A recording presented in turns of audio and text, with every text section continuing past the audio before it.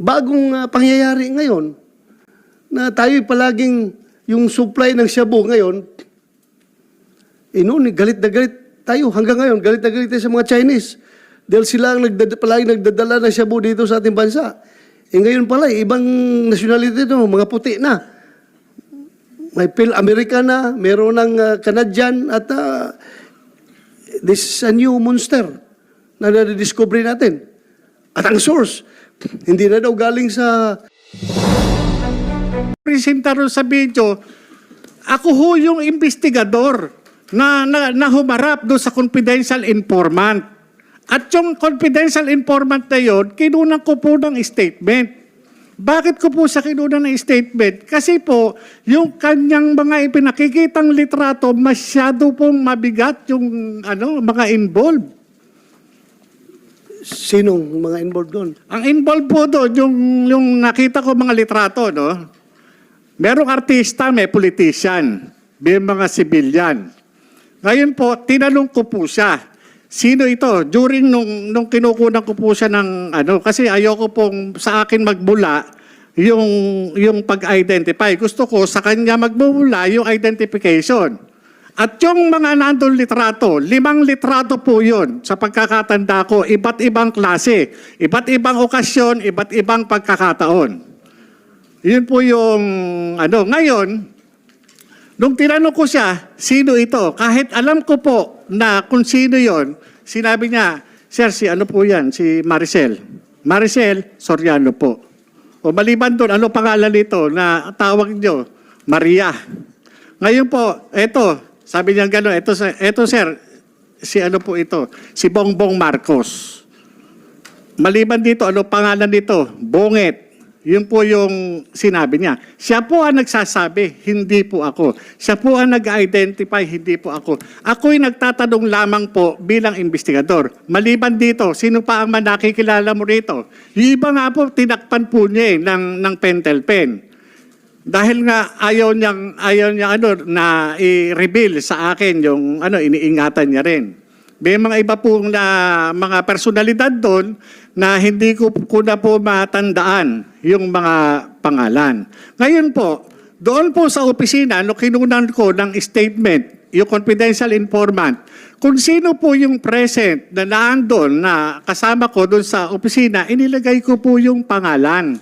Kaya po, kinuha ko yung statement tayo, nakalagay po roon sa harap nina. So, sino yon? Mga kasama mo? Makikita po yun doon sa Kaya nga ang ko doon sa... Hindi mo ma-recall? Hindi ko po ma-recall. Kasi sa dami na po. Hindi lang po yun ang kaso na nahawakan ko sa PIDEA. Meron po dyan na wala ng Arbalite. Ng M4, ang involved, isang regional director. Meron ako na imbestigahan dyan, isang director din ng legal, logistics management service. Nakasuhan din po yun, natanggal na po. Meron po isang regional director sa Mimaropa na imbestigahan ko rin po yun. Hindi lang po isang kaso na ang naimbestigahan ko siya, pati ho yung mga drug company, na kilalang drug company, nahawakan ko rin po yung kaso niyan. Hindi po, hindi po yun na usual yung kung bakit sa yung mga kinukunan ko ng statement dyan na hindi lang isang beses, marami po. Kaya kung tatanungin niyo po ako kung sino yung mga nakalagay doon, hindi ko mo tatandaan kasi kinakailangan ko yung dokumento. Kagaya po niyan. Sandali. Sir, so you confirm na yung papel na yon na nagkakalat niya sa social media, yung dalawa, yung pre-operation report at saka yung authority to conduct operation, are they authentic documents? There are no such documents, Your Honor. There are no such documents? Yes, Your Honor. So ngayon, nandyan ngayon, so denied mo yan na hindi yan dokumento ng PIDEA? Yes, Your Honor. Your Honor. Yes. Ganito, sir. Your Honor, ako naiintindihan ko si General Lasso eh. Kasi yung mga nai-involve dun sa dokumentong yun, yun yung appointing authority na nagtiwala sa kanya para dyan sa kanyang hinahawakan posisyon sa PIDEA. Sa akin, wala pong unang-una, kamatayan po ang matatamo ko rito. Wala akong mapapala. Ang concern ko lang po dito bilang dating alagad ng batas, lumabas na sa publiko ito. Sampal po ito sa mga tulad nating alagad ng batas. Ano ang gagawin natin? Magtatanga-tangahan na lang po ba tayo, Your Honor? Dito sa mga information na nalathala doon sa publiko. Magwawalang bahala po ba tayo? Ang tanong ko papaano yung mandatong pinagkaloob ng Comprehensive Dangerous Drugs Act, lalo na dito sa butihing Director General ng PIDEA, ano ang gagawin natin? Kagaya niyan, may nilabas na naman si Maharlika. Yung sinasabing 2 minutes lang yung kinandak na drug test result. Wala ho bang authority ang PIDEA na mag-issue ng subpoena duces tecum and ad testificandum against dun sa doktor at dun sa medical technologies, ganun din dun sa drug testing facility. Sana pinagpapaliwanag, hindi dapat siguro, it's unfair din to accuse General Lasso dahil he was not the director at that time. Sino bang director nung time na yon? No, sir, Your Honor, hindi po natin, lilinawin ko, hindi ko ina-accuse si General Lasso. Ang inaano ko lang po is yung mandato.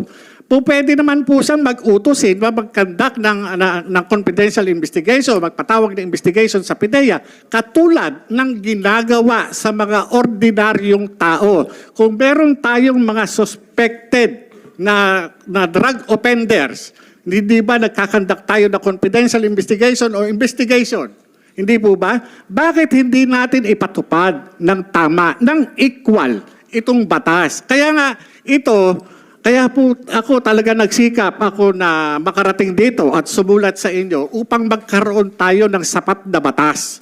Kasi kung titignan ninyo, itong problema natin na minumulto ang ating Pangulo, hindi po sana darating dito sa sitwasyon na makakaladkad ang pangalan ng Pangulong Marcos kung ginagawa lamang ng PIDEA yung kanyang mandato. Kung ito nagpatawag kagad ng investigasyon, halika, ano yung sinasabi mo? Halika, dito tayo, umupo tayo, titipahin ko yan. Ano yung sinasabi mo? Ilabas mo yung ebidensya mo. Sana ganun Okay. Balik tayo doon sa mga papel. Yun ang ating gustong malaman kung talaga totoo You confirm na papel mo yon? Ikaw nagpirma nun? Yes, Your Honor. Ako yun po yung in accordance with PIDEA Manual of Operation. Yun po yung usual na ginagawa namin. Alam niyo po, nakakaawa nga yung mga dati kong kasamahan dyan. Dahil under duress sila. Kinuha sila, pinapunta ng opisina at pinag-execute ng affidavit. Bakit? Para lang i-refute, para i-deny yung mga nangyari noong 2012. Ano yun?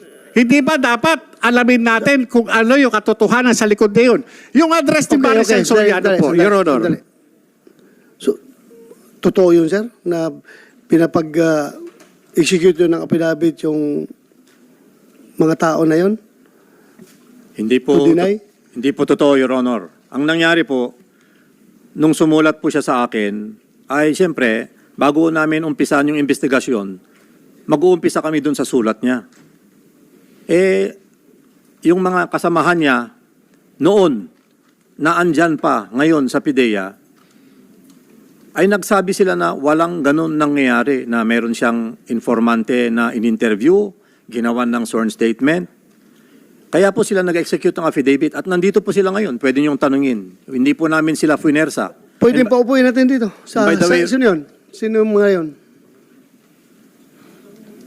Sinong paupuin natin? Kasama po namin, Your Honor. Please, patawag natin. Sergeant at Arms. And by the way, Your Honor, if I may add, yung sinasabi po niya na hindi siya dismissed from the PNP, meron kaming copy of the orders coming from the Philippine National Police kasi nag-conduct kami ng background check sa kanya and he was really dismissed